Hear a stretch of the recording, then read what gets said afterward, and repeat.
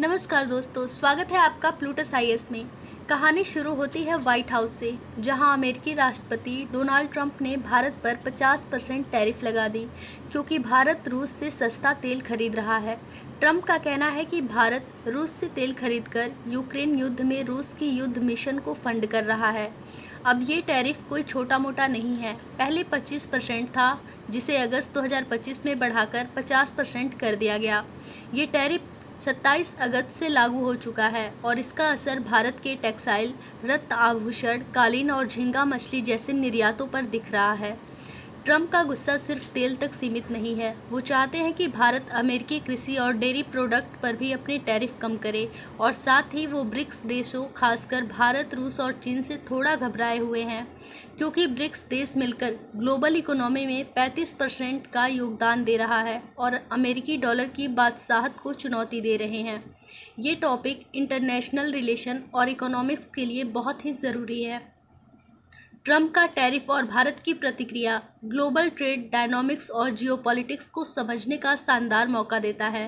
Prelims में इससे MCQ question बन सकते हैं और मेंस में जीएस पेपर 2 और जीएस पेपर 3 के लिए भी ज़रूरी है। अब रूस का मास्टर स्ट्रोक को भी समझते हैं। ट्रंप लगातार भारत को धमकियां दे रहे हैं, लेकिन भारत ने उनकी एक नहीं सुनी। उल्टा रूस ने भारत के लिए तेल की कीमतें और घटा दी। जी हां, ब्लूमबर्ग की एक ताज़ा रिपोर्ट के मुताबिक रूस ने अपने यूराल क्रूड पर भारत को $3-4 प्रति बैरल की छूट दे दी। पहले ये छूट $2.5 थी और जुलाई में तो सिर्फ $1 थी। सितंबर और अक्टूबर में भारत को भेजे जाने वाले तेल पर ये नई दरें लागू होंगी। अब ये छूट कोई छोटी मोटी बात नहीं है। भारत दुनिया का तीसरा सबसे बड़ा तेल आयातक है और 2024-25 में भारत ने अपनी कुल तेल ज़रूरत का 36% रूस से लिया है।